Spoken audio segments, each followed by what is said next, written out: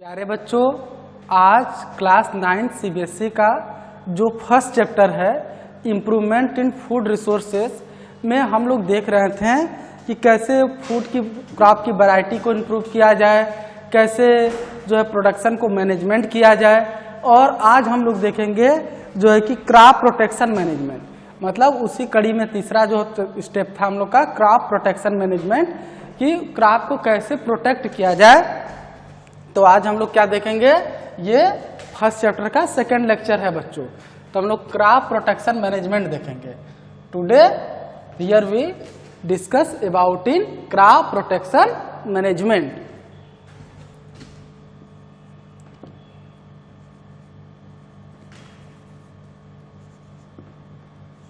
Crop protection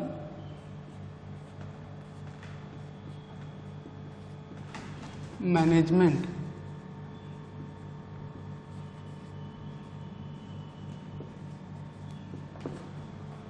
crop protection management हम लोग को देखना है कि क्रॉप को कैसे प्रोटेक्ट करें। जैसे बच्चों, क्रॉप को हम लोगों ने अच्छी वैरायटी को भी डेवलप कर लिया और उसका बढ़िया न्यूट्रिएंट मैनेजमेंट भी कर दिया, मतलब अच्छी पैदावार होने की सब कुछ हमने व्यवस्था कर लिया, सारा तैयारी हमारी अच्छी है। लेकिन अगर उसे हम प्रोटेक्ट ना करें, प्रोटेक्ट किससे करना है? तो प्रोटेक्ट करना है किससे बच्चों? इंसेक्ट से, फंजाई से, जो कि हमारे क्रॉप को नुकसान पहुंचाते हैं, उनसे हमें क्या करना है? प्रोटेक्ट करना है। तो अगर हमने प्रोटेक्शन को मैनेज नहीं किया तो हमारी जो पैदावार होगी वो अच्छी नहीं होगी, निश्चित रूप से उसमें क्या है, कुछ कमियां रह जाएंगी, अच्छी पैदावार नहीं हो सकती है। तो अच्छे पैदावार के लिए हमको करना क्या है? प्रोटेक्शन करना है, उसको बचाना है। तो बचाना किससे है, किससे हमको प्रोटेक्ट करना है? तो सबसे पहले हम देखते हैं वीड कंट्रोल। वीड माने क्या होता है बच्चों, पहले इसको हम लोग समझे। वीड कंट्रोल नंबर 1 पर क्रॉप प्रोटेक्शन मैनेजमेंट में नंबर 1 टॉपिक है weed control. Weed control, weed control का मतलब होता है बच्चा, वीड क्या होते हैं कि जो अनवांटेड प्लांट होते हैं हमारे खेतों में, हमारे एग्रीकल्चरल लैंड में, जो अनवांटेड प्लांट होते हैं उन्हें ही क्या कहा जाता है? वीड कहा जाता है। तो जैसे मान लीजिए आप लोग कि यहां ये एक क्रॉप लैंड है, ये क्या बच्चों? एक क्रॉप लैंड है, समझ में आया? ये क्या है? एक क्रॉप लैंड है। तो इस क्रॉप लैंड में आपने यहां पर ये प्लांट उगाया है, यहां पर आपने क्या किया है? ये प्लांट उगाया है। तो इस प्लांट को इस प्लांट से अच्छा प्रोडक्शन हो, मान लीजिए जो ये प्लांट आपने उगाया है इसमें प्रोडक्शन अच्छा हो, इसके लिए आप क्या करेंगे कि इसमें समय समय पर आप इसमें फर्टिलाइजर डालेंगे, इसमें वाटर डालेंगे, मतलब ये टाइम पर इसका पूरा देखभाल करेंगे, सब कुछ करेंगे।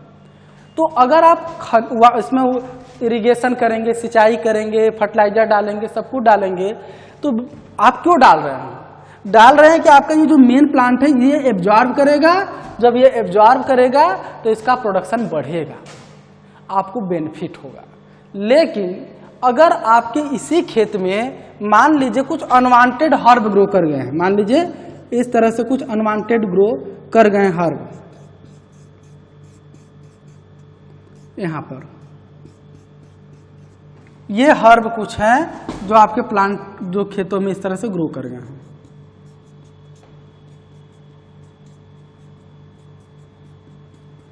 तो बच्चों ये बताइए कि जब आप खाद मतलब फर्टिलाइजर या वाटर ये सारी चीजें डालेंगे तो आपका जो मेन क्रॉप के लिए जिसके लिए आप डाल रहे हैं वो तो उसे तो कम मिलेगा, लेकिन ये जो अनवांटेड प्लांट हैं जो इसमें ग्रो किए गए हैं, जिसके लिए आप नहीं चाह रहे हैं कि इनको मिले, आप चाह रहे हैं हमारे मेन प्लांट को मिले, लेकिन मेन प्लांट के बजाय ये मेन प्लांट्स को बहुत कम मिल पा रहा है और उससे कहीं बहुत ज्यादा हर्ब ले रहे हैं। तो बच्चों जिसको मिलना चाहिए उसको मिल ही नहीं रहा है। जिसके लिए आपने एग्रीकल्चर प्रैक्टिस किया, जिसके लिए आपने इरिगेशन किया, जिसके लिए आपने फर्टिलाइजर डाला, वह नहीं ऑब्टेन कर पा रहा है, बल्कि उसके अगल बगल जो उगे हुए जो अनवांटेड हर्ब हैं वो उसको उस वाटर, उस फर्टिलाइजर को ले रहे हैं। मतलब एक तरीके से अगर हम देखें तो ये कर क्या रहे हैं, ये हमारे मेन प्लांट के साथ कंपटीशन कर रहे हैं। कंपटीशन मतलब कंपटीशन किस बात की कर रहे हैं? For water, for nutrition, for light, हर चीज के लिए वो कंपटीशन करेंगे। तो जब कंपटीशन करेंगे तो कंपटीशन में क्या होगा, जितना मिलना चाहिए उसको उतना नहीं मिल पा रहा है, तो प्रोडक्शन जितना आना चाहिए उतना नहीं आएगा। तो फिर आपका सब प्रैक्टिस करने का कोई मतलब नहीं रह गया, आपको उतना नहीं लाभ मिलेगा, उतना प्रोडक्शन नहीं मिलेगा जितना मिलना चाहिए। तो पौधे का, क्रॉप का प्रोटेक्शन मैनेजमेंट बहुत जरूरी स्टेप है, प्रोटेक्ट करना उसको बहुत जरूरी है। तो सबसे पहले हम क्या करेंगे, वीड को डिस्ट्रक्ट करते हैं, वीड को कंट्रोल करते हैं। और वीड को कंट्रोल करने के दो मेथड हैं। अगर आप कोई वीड इसमें ग्रो किया है तो इसको दो मेथड हैं जिससे आप कंट्रोल कर सकते हैं। टू मेथड हैं। एक को हम कहते हैं मैकेनिकल मेथड,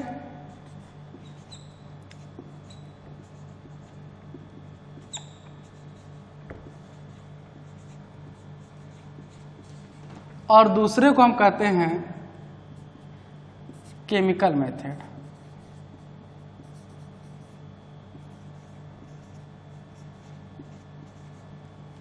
एक हो गया आपका मैकेनिकल मेथड और दूसरा हो गया केमिकल मेथड। तो डियर स्टूडेंट, यहाँ जो मैकेनिकल मेथड है इसमें हम क्या करते हैं, जैसे जो खरपतवार है उसको आपने देखा होगा गांव में महिलाओं को विशेष तरह का इंस्ट्रूमेंट होता है, इससे अपरूटिंग मतलब उसको उखाड़ती हैं, या तो हाथ से उखाड़ना हुआ, या तो आपने देखा होगा खुरपी होता है, विशेष तरह का खुरपी जो है उससे क्या करती हैं, उसको कबारना, उखाड़ना, या जो है उनको जो है कुदाली से निकालना। मतलब उनको इस तरह से हाथ द्वारा, आपको कोई केमिकल नहीं यूज करना है, अपने हाथ से मेहनत कर उसको निकालना है, उखाड़ना है, बीच बीच में ऐसा आप कर सकते हैं। तो मैकेनिकल मेथड जो है वो अप्लाई किया जाता है प्राय स्मॉल स्केल पर, जैसे छोटा खेत है तो आप अपने हाथों से कर सकते हैं, कोई दिक्कत नहीं है, आप अपने से खुद से कर सकते हैं। लेकिन अगर एग्रीकल्चरल लैंड जिसमें आप एग्रीकल्चर किए हुए हैं, प्रैक्टिस एग्रीकल्चर प्रैक्टिस आप कर रहे हैं, वो बहुत बड़ा है और उसमें अगर आपको वीड को डिस्ट्रक्ट करना हो तो हाथ से निकालना बहुत ही कठिन मेहनत होगा और बड़ा कठिन काम होगा। तो इसके लिए हम करते क्या हैं, कुछ केमिकल्स का यूज करते हैं और उस केमिकल के यूज से जो हमारे वीड होते हैं वो क्या होते हैं, सूख जाते हैं, गल जाते हैं, नष्ट हो जाते हैं। जैसे बहुत ही कॉमनली यूज होने वाला जो केमिकल है वो 2,4-D है। 2,4-D ये एक तरह का ऑक्सीजन या प्लांट हार्मोन होता है। ये जो आपके वीड्स होते हैं उनकी लीफ में जो क्लोरोफिल होता है उसको नष्ट कर देता है, उसको खत्म कर देता है। और जब क्लोरोफिल खत्म हो गए तो वीड क्या करेगा, फोटोसिंथेसिस नहीं कर पाएगा, और जब फोटोसिंथेसिस नहीं कर पाएगा तो क्या होगा, सूख जाएगा। तो इस तरह से केमिकल के यूज से भी हम वीड का डिस्ट्रक्शन करते हैं। बात समझ में आई बच्चों, वीड का कैसे कंट्रोल करेंगे। और अब हम देखेंगे वीड के बाद दूसरा इंसेक्ट पेस्ट कंट्रोल। और बच्चों यहाँ पर मैं आपको एक सिंपल सी बात बता दूं कि वे केमिकल्स जो वीड को कंट्रोल करने के लिए यूज किए जाते हैं उन्हें हम वीडिसाइड कहते हैं। क्या कहते हैं, weedicide. By the use of, हम लिख सकते हैं by the use of weedicides,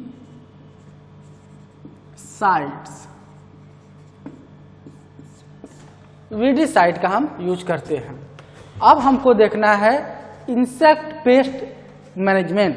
insect pest का कैसे मैनेजमेंट करना है, इसको क्या करेंगे, देखेंगे।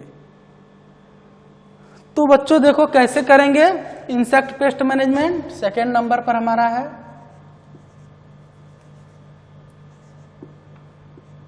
Insect pest management.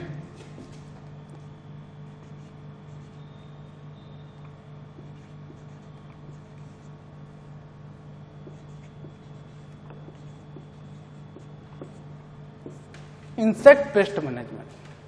तो देखो बच्चों इंसेक्ट का कैसे हम मैनेजमेंट करते हैं। पेस्ट किसे कहते हैं, इंसेक्ट और पेस्ट में क्या डिफरेंट है।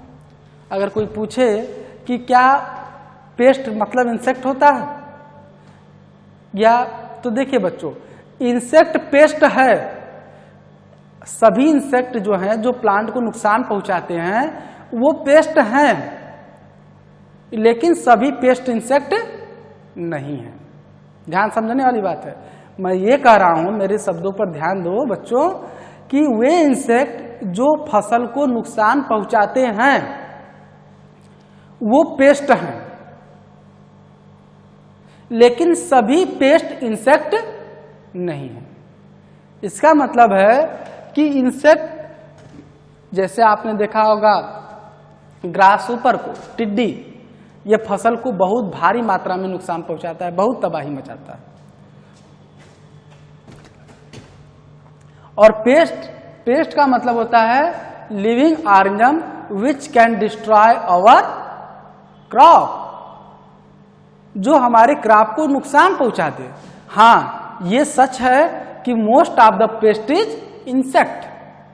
ज्यादातर पेस्ट क्या होते हैं, इंसेक्ट ही होते हैं। लेकिन जैसे कोई फंजाई है जिससे कि पौधे में रोग उत्पन्न हो रहा है, तो वो भी पेस्ट है। पेस्ट वो भी है क्योंकि वो पौधों में बीमारी पैदा कर रहा है, हमारी मेन फसल को क्या कर रहा है, नुकसान पहुंचा रहा है। तो इंसेक्ट मतलब इंसेक्टिसाइड या उसी पेस्ट मतलब पेस्टिसाइड। इंसेक्ट जो होते हैं, जैसे पेस्ट की कैटेगरी, अगर इंसेक्ट है जैसे पेस्ट है, उसे कंट्रोल करने के लिए जो केमिकल यूज करते हैं उसको हम पेस्टिसाइड्स कहते हैं। अब मान लीजिए अगर वो पेस्ट इंसेक्ट है तो उसे मारने के लिए जो केमिकल यूज करेंगे उसको इंसेक्टिसाइड कहेंगे। अगर वो जो है पेस्ट कोई फंजाई है तो उसे मारने के लिए जो यूज करेंगे केमिकल उसको फंगीसाइड कहेंगे। तो ये जो होते हैं इनका मैनेजमेंट करना बहुत जरूरी है, और इनका मैनेजमेंट हम केमिकल मेथड से भी कर सकते हैं और बायोलॉजिकल मेथड से भी करते हैं, और एक विशेष तरह की मेथड जो है जिसे कहते हैं ट्रैप क्रॉप। ट्रैप माने पकड़ना, ट्रैप करना।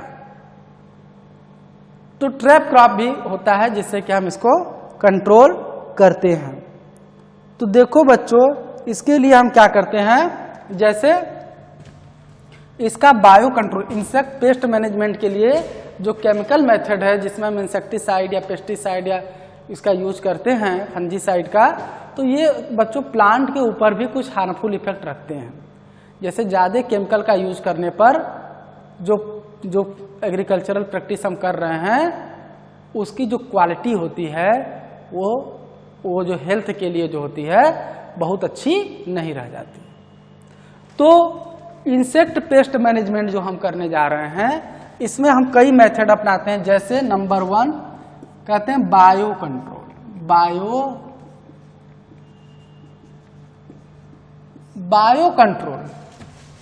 बायो कंट्रोल में क्या होता है कि किसी लिविंग ऑर्गेनिज्म को कंट्रोल करने के लिए दूसरा लिविंग ऑर्गेनिज्म ही यूज करते हैं, तो उससे हमारे खेती को कोई नुकसान नहीं होता है। और इसके लिए बेटा जो हमारा इकोसिस्टम वो बैलेंस होना चाहिए। जैसे स्नेक है, तो स्नेक क्या करता है, चूहों को खा जाता है। और बच्चों भारत का एक जो फूड कॉर्पोरेशन ऑफ इंडिया है उसके डाटा के हिसाब से 5% जो टोटल हमारा अनाज होता है वो चूहों द्वारा बर्बाद कर दिया जाता है। तो जो स्नेक हैं, जो खेतों में चूहे होते हैं, उनको क्या करते हैं, खा जाते हैं। और जब उनको खाते हैं तो हमारी मेन फसल को क्या होता है, लाभ होता है, उसका नुकसान नहीं होता। तो या इंसेक्ट को खाने वाले जो जैसे मेढक है, ये सब क्या करते हैं, इंसेक्ट को खाते हैं। तो मेरे कहने का मतलब बायो कंट्रोल, बायो कंट्रोल का मतलब था किसी लिविंग ऑर्गेनिज्म द्वारा ही कंट्रोल किया जाता है, या एक विशेष तरह की क्रॉपिंग पर, जिसको हम कहते हैं ट्रैप क्रॉप, ट्रैप।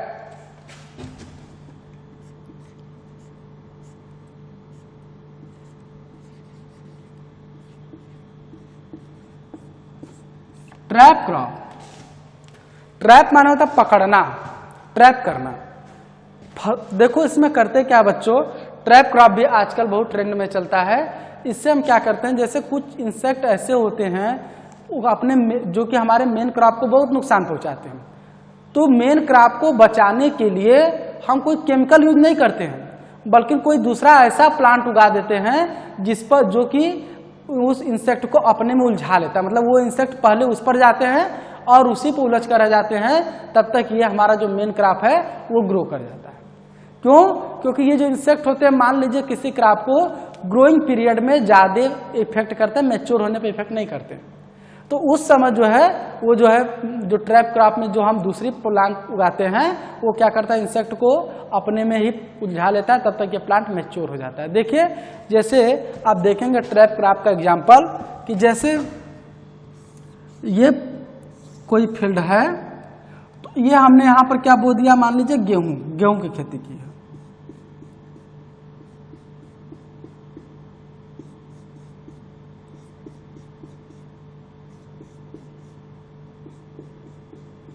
गेहूं की खेती मान लीजिए हमने किया है, और गेहूं पर डिजीज कुछ होते हैं जो फंजाई डिजीज होते हैं फंगस से, वो गेहूं पर मान लीजिए डिजीज काज करते हैं, बीमारी काज करते हैं।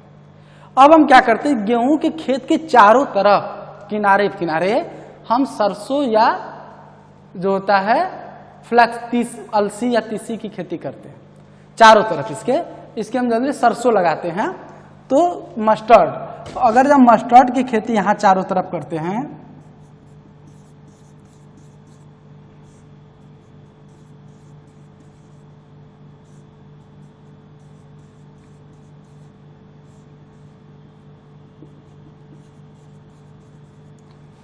तो बच्चों जब इसी तरह से चारों तरफ आप मस्टर्ड की खेती ऐसे लगा दोगे पौधा,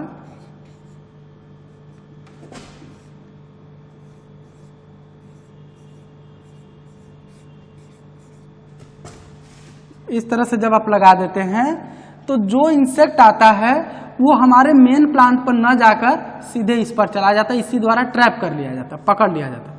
इसीलिए इसको कैच क्रॉप भी कहते हैं। कैच माने पकड़ना होता है।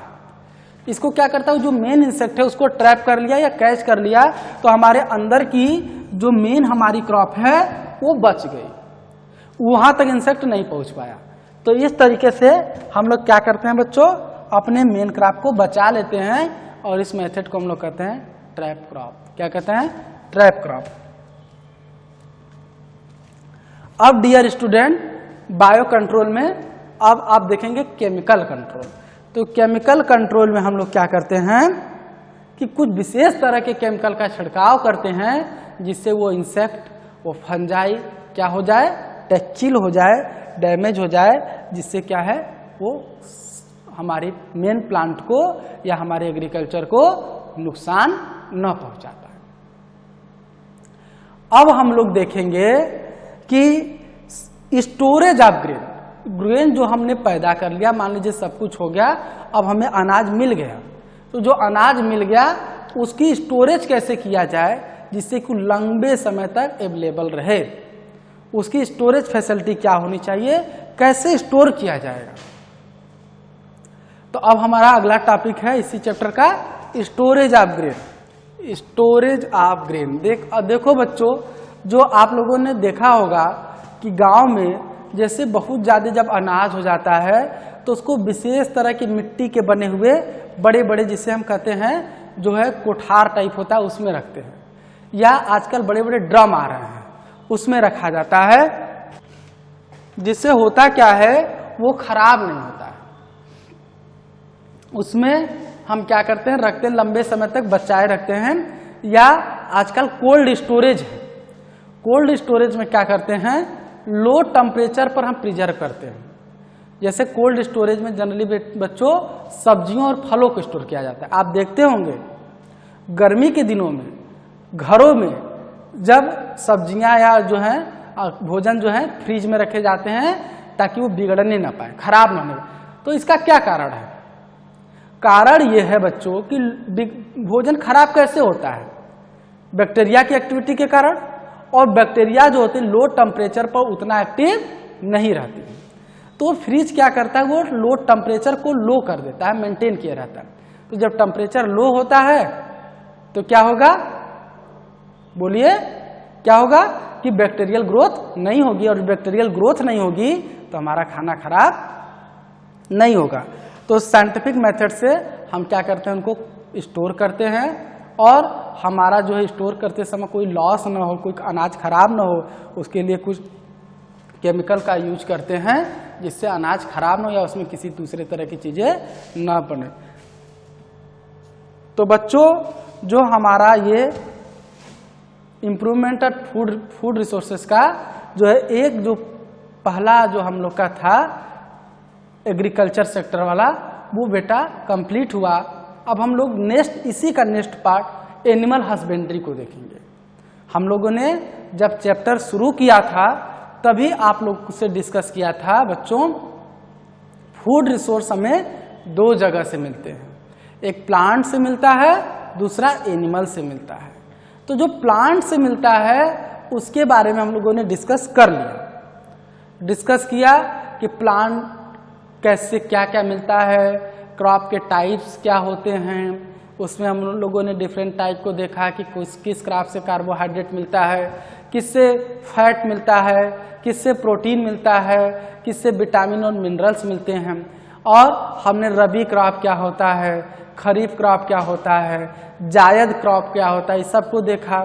और इसके साथ साथ हम लोगों ने क्रॉप प्रोडक्शन में कैसे इम्प्रूवमेंट किया जाए, और उसका जो है कैसे उसकी वैरायटी को इम्प्रूव किया जाए, और कैसे पेस्ट मैनेजमेंट किया जाए, इस सबको देखा।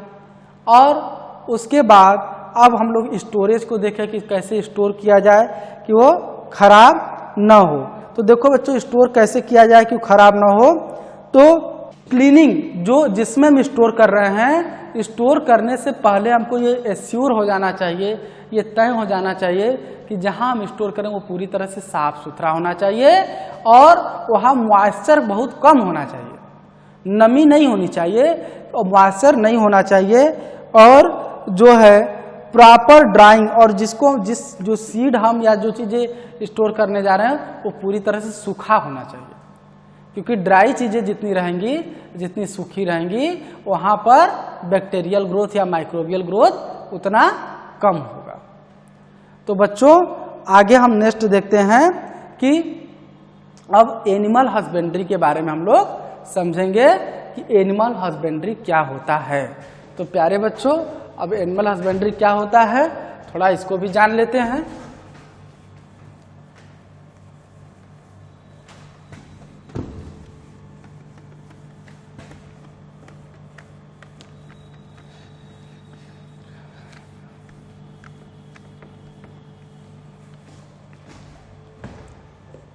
देखो बच्चों, एनिमल हस्बेंड्री हमारा टॉपिक का नाम है, एनिमल हस्बेंड्री। क्या नाम है? Animal husbandry. यहां पर मैं लिख दे रहा हूं,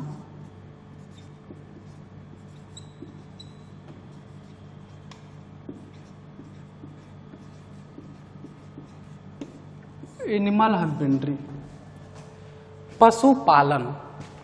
तो बच्चों आज के समय में पशुपालन एक बहुत ही अच्छा रोजगार का माध्यम साधन बन गया है, और अगर हम चाहते हैं एनिमल हस्बेंड्री करना तो हमें उसको साइंटिफिक तरीके से करना होगा, जिससे हम उसका मैक्सिमम बेनिफिट उठा सकें। तो कोई भी एनिमल होता है, तो एनिमल हस्बेंड्री में चाहे कोई भी एनिमल होगा तो उसको क्यों हम पालते हैं, मेन पर्पज हमारा क्या होता है, एनिमल से तीन चीजें ज्यादा होती, फाइबर भी मिलता है वो अलग चीज है, लेकिन जो हम लोग खाने की या फूड की बात कर रही है, यहाँ पर हम जो एनिमल का जो हस्बेंड्री करेंगे, हमारा मेन मोटो है, हमारा मेन उद्देश्य है उसका फूड पर्पज। जैसे बहुत सारे एनिमल से हमको क्या ऊन मिलते हैं, ऊल, तो ऊल को हमको नहीं उतना लेना है, हमको क्या लेना है, फूड पर्पजेज के लिए, जैसे मिल्क,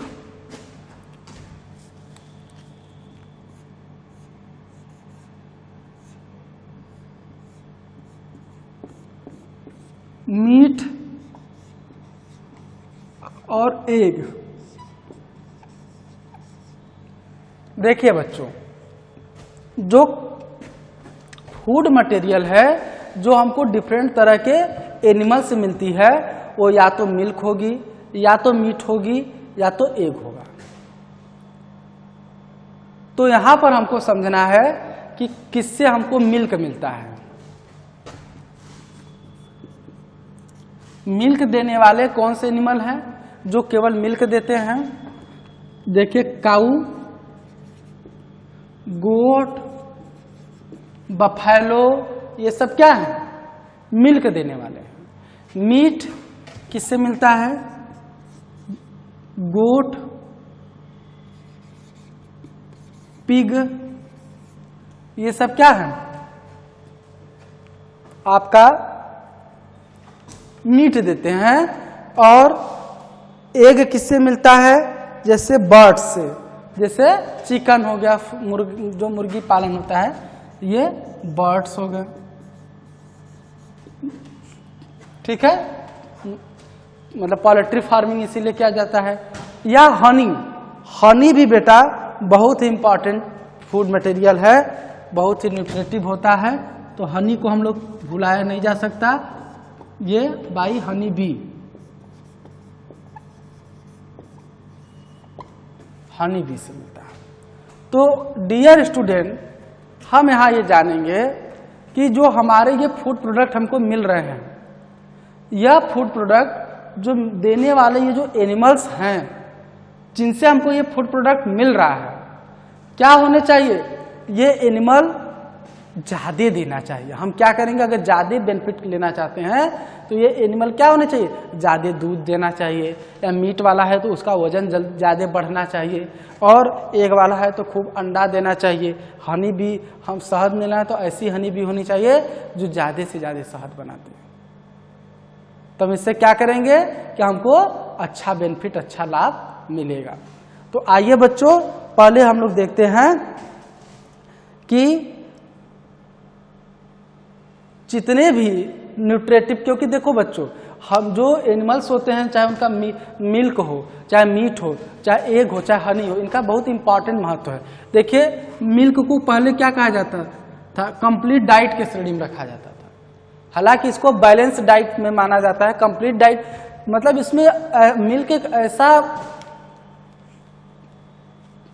फूड मटेरियल है जिसमें लगभग सभी विटामिन, खाली विटामिन सी को छोड़कर, इसीलिए इसको कंप्लीट डाइट नहीं कहा जाता। पहले ये माना जाता था कंप्लीट डाइट है, लेकिन कंप्लीट डाइट का मतलब जिसमें सब कुछ हो।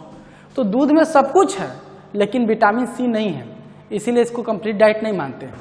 तो देखो बच्चों, लेकिन फिर भी दूध बहुत ही एक तरह से मानव को के लिए बहुत ही गुणकारी, लाभकारी फूड मटेरियल है जो हमारे स्वास्थ्य के लिए बहुत जरूरी है। तो मिल्क और मीट को आप जानते हैं, मीट प्रोटीन रिच होते हैं, फैट होती है, मीट से हमें बहुत ही अच्छा न्यूट्रिशन मिलता है, एनर्जी मिलती है। और एग भी प्रोटीन के बहुत अच्छे स्रोत होते हैं, जिससे बॉडी बिल्डअप होती है। मतलब ये सब जितने, हनी को तो क्या कहना, हनी क्या है बच्चों? ये आयुर्वेद में एक मेडिसिन है। आयुर्वेदिक दवाएं जो होती हैं ज़्यादातर देखेंगे उसे हनी के साथ लिया जाता है। तो हनी एक बहुत ही हेल्दी और जो है जो बहुत ही यूजफुल डाइटरी सब्सटेंस है। हाँ, तो बच्चों अब हम लोग देखेंगे कि जो एनिमल हस्बेंड्री है उसमें क्या पर्पज होता है हमारा, कैसे होता है। तो देखिए बच्चों, यहाँ पर हम देखेंगे पहले cattle farming, number 1, number 2, number 3 और नंबर 4, जो कि हमें अपने सिलेबस में जानना है, पढ़ना है। तो बच्चों आप लोग देखे होंगे कैटल फार्मिंग माने क्या होता है। कैटल फार्मिंग का मेन मोटो क्या होता है? जैसे गाय, भैंस, ये सबको पालना, ये कैटल फार्मिंग कहलाता है। तो कैटल फार्मिंग में हम लोग का मेन उद्देश्य होता है, मेन मोटो होता है मिल्क प्रोडक्शन और मिल्क एनिमल, मतलब दूध के लिए इनको पाला जाता है। कैटल फार्मिंग का मेन मतलब क्या होता है बच्चों, दूध। इनसे हमको क्या मिलता है, अगर हम देखें तो इससे हमको मिल्क मिलता है, मिल्क, और उसके प्रोडक्ट जो है हम लोग बनाते हैं। मेनली मिल्क हमारा उद्देश्य होता है। और पोल्ट्री फार्मिंग, मुर्गी पालन, इसको कहते हैं मुर्गी पालन या कुक्कुट पालन हिंदी में कहा जाता है। तो इसका मेन उद्देश्य मुर्गी पालन से हमको क्या मिलता है बच्चों, एक तो हमें एग मिलता है, ठीक है, अंडा मिलता है, एग मिलता है, और दूसरा हमें मीट मिलता है, कहते हैं मुर्गे का मांस है मुर्गी। तो कहां से हमको मिलेगा, पोल्ट्री फार्मिंग। तो पोल्ट्री फार्मिंग से हमको क्या मिलेगा, एग एज वेल एज, बोलिए, मीट। हालांकि फिश फार्मिंग में हमको क्या मिलेगा बच्चों, मछली पालन से, फिश फार्मिंग से हमको क्या मिलेगा, तो हमको फिश फार्मिंग से मिलता है आपका मीट।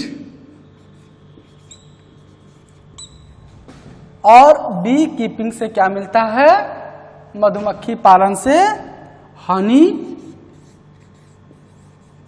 और बी वैक्स, हनी मिलता है और बी वैक्स मिलता है। तो बच्चों यहां पर हमको देखना है कि मिल्क जो होते हैं, अगर हमको, अब यहां पर सबसे पहले हम कैटल फार्मिंग को देखेंगे, उसके डिस्कस करेंगे कि कैटल फार्मिंग का क्या पर्पज है, कैसे होता है।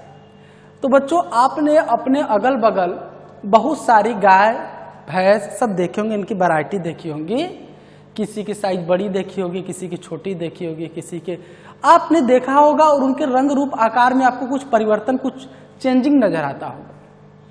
तो वो बच्चों चेंजिंग क्यों है, और आपने ये भी देखा होगा कि कोई दूध कम देती है, कोई ज्यादा देती है, कोई बहुत ज्यादा देती है। तो ये बच्चों क्या होता है, ये अलग अलग गाय की वैरायटी होती है, भैंस की वैरायटी होती है।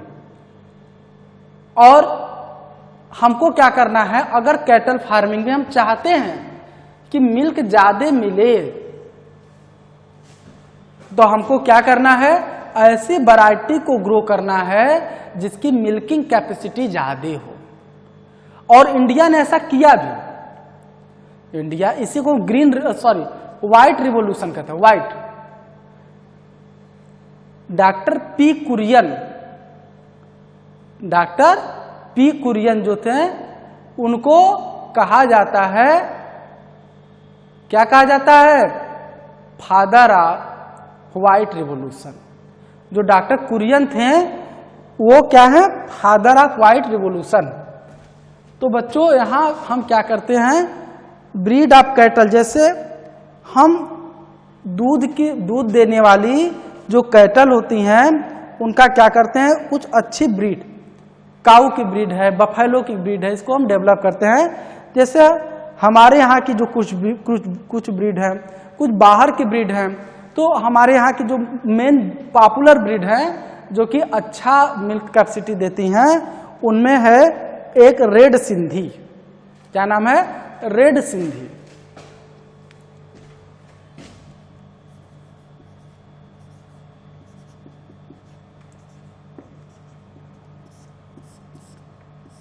रेड सिंधी है।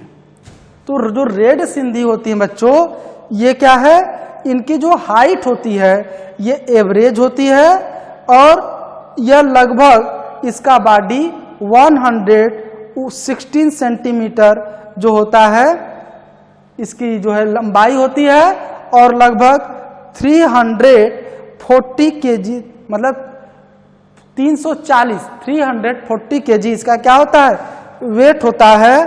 और यह लगभग एक मिल्क टाइम में, जैसे एक बार बच्चे देने के बाद जब दूध देती हैं, तो उस टाइम से पीरियड में, एक मिल्किंग पीरियड में, एक लैक्टेशन पीरियड में ये लगभग 2000 लीटर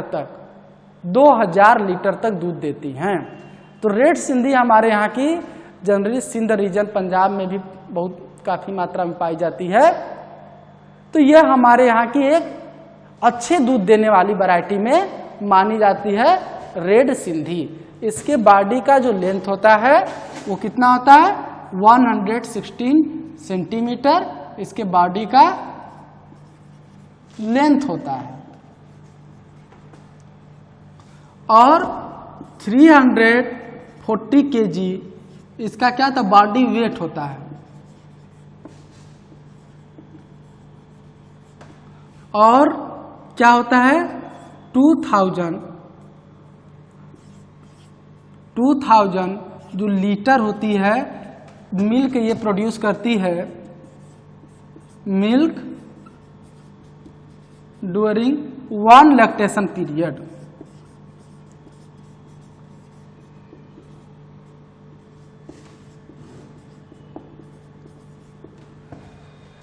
ये क्या करते हैं 2000 लीटर मिल्क को प्रोड्यूस करती है एक लैक्टेशन पीरियड में। तो बच्चों यहाँ पर हमको देखना है कि रेड सिंधी हमारे यहाँ की एक अच्छी वैरायटी मानी जाती है। और दूसरी वैरायटी होती है इनका बॉडी थोड़ा लाल टाइप होता है इसलिए इनको रेड सिंधी भी कहते हैं। एक होती है हमारी साहीवाल, दूसरी वैरायटी है हमारी जो कि इंडियन वैरायटी की मैं अभी बात कर रहा हूं, अभी फॉरेन वैरायटी की बात नहीं कर रहा हूं, फॉरेन ब्रीड की बात मैं नहीं कर रहा हूं। अभी हम जिसका चर्चा करना है डिस्कस कर रहे हैं वो हमारा इंडियन ब्रीड है और इसमें हमारा दूसरे नंबर पर आता है जो उसका नाम है साहीवाल। क्या नाम है साहीवाल। बहुत ही अच्छी मिल्क कैपेसिटी होती है साहीवाल की और इसके दूध की क्वालिटी भी बहुत अच्छी होती है, मिल्क की क्वालिटी भी बहुत अच्छी होती है। और Sahiwal is one of the best dairy breed. देखिए कह रहा best, one of the best dairy breed जो साहीवाल होती है वो बहुत अच्छी दूध देने वाली ब्रीड होती है हमारे यहाँ की। In India it is tick resistant, मतलब इस पर टिक का कोई इफेक्ट नहीं पड़ता है। बहुत ही इंपॉर्टेंट बात है कि ये क्या होती है टिक रेसिस्टेंट होती हैं और हीट टॉलरेंट होती हैं। मतलब जैसे बहुत सारी फॉरेन ब्रीड हैं उन्हें बहुत ज़्यादा गर्मी बर्दाश्त नहीं होता, लेकिन साहीवाल दूध भी अच्छा देती है, टिक रेसिस्टेंट भी होती है और हीट रेसिस्टेंट बहुत गर्मी को भी सह लेती है। और साथ ही साथ and noted for its high resistant to parasite both internal and external. मतलब ये क्या होती है इसकी जो पैरासाइट के प्रति जो पैरासाइट चाहे इंटरनल पैरासाइट हो और चाहे एक्सटर्नल पैरासाइट हो, मतलब पैरासाइट वो होते हैं जो बॉडी से क्या करते हैं न्यूट्रिएंट को लेते रहते हैं, तो पैरासाइट से रेसिस्टेंट होती है। पैरासाइट से रेसिस्टेंट होने का मतलब ये है कि पैरासाइट का इसके बॉडी के ऊपर कोई इफेक्ट उतना नहीं पड़ता है, तो जब ये मतलब जल्दी बीमार नहीं होगी। और बट नेचुरल है कि अगर कोई जानवर जल्दी बीमार नहीं होगा तो उसका मिल्क कैपेसिटी क्या होगी अच्छी होगी। और क्या है ये जो इसका वेट होता है ये वेट लगभग 320 किलोग्राम होता है और ये जो दूध देती है एक लैक्टेशन पीरियड में यह लगभग 2300 लीटर तक दूध वन लैक्टेशन पीरियड में, 1 लैक्टेशन पीरियड।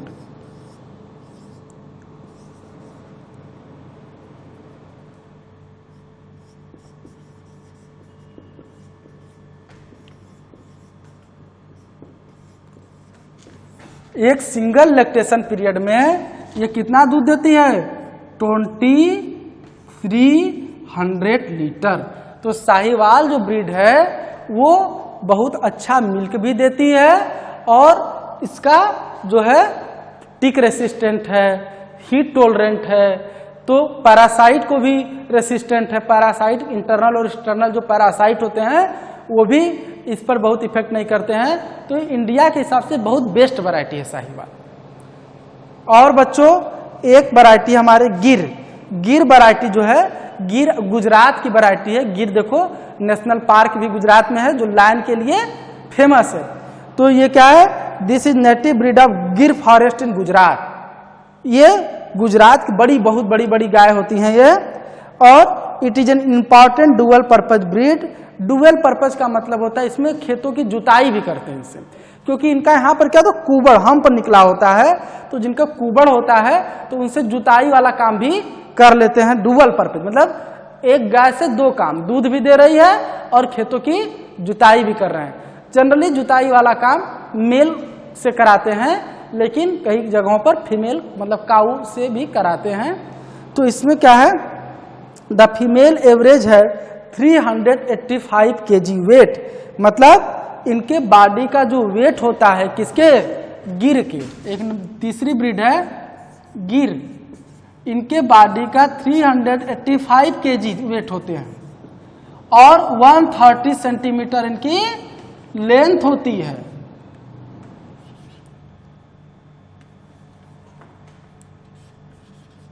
इनकी लंबाई होती है 130 सेंटीमीटर लंबाई और काफी वजन होता है। और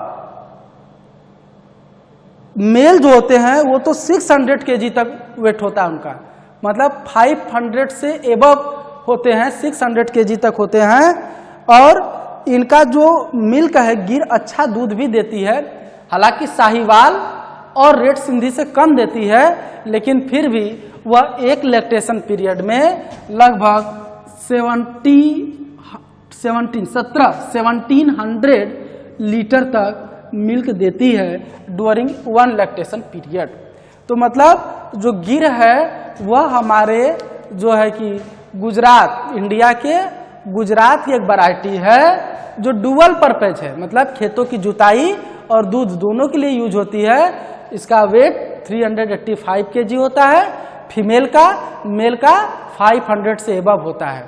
और लंबाई इनकी 130 सेंटीमीटर होती है और ये दूध 1700 मतलब 1700 लीटर एक लैक्टेशन पीरियड में देती हैं। तो बच्चों आज के इस क्लास में हम लोगों ने एनिमल हस्बेंड्री के बारे में जाना कि एनिमल हस्बेंड्री, अभी उसके बारे में हम लोगों ने शुरुआत किया है। ये शुरुआत में हम लोगों ने कैटल फार्मिंग को थोड़ा देखा और कैटल फार्मिंग में हम लोगों ने काऊ ब्रीड में इंडियन ब्रीड के बारे में थोड़ा नॉलेज लिया, स्टडी किया। अब जब नेक्स्ट क्लास हम लेंगे तो उसमें कुछ आपको फॉरेन ब्रीड की जानकारी देंगे। और बच्चों यहाँ पर मैं आपसे बता दूं कि ये जो ब्रीड है सब इंडियन है। और बच्चों हम आपसे उम्मीद करते हैं कि आपको ये लेक्चर पसंद आया होगा और आप इस लेक्चर पर आधारित जो डीपीपी आती है वो 10 क्वेश्चन की जो डीपीपी होती है उसको जरूर सॉल्व करेंगे। ऐसा करने से आपको पूरी तरह से ये एनसीईआरटी और ये जो लेक्चर है दोनों चीज़ें बहुत अच्छे से समझ में आएंगी और आप पाएंगे कि एनसीईआरटी में कोई ऐसा क्वेश्चन नहीं है जो आप नहीं कर पा रहे हैं, अगर नियमित आप प्रैक्टिस करते रहेंगे तब। और बच्चों मेरे चैनल को लाइक और सब्सक्राइब करना ना भूलें, इसे ज़रूर लाइक और सब्सक्राइब करें जिससे कि अगर कोई भी नया वीडियो अपलोड हो तो उसका नोटिफिकेशन आपको मिल जाए। Thank you for watching.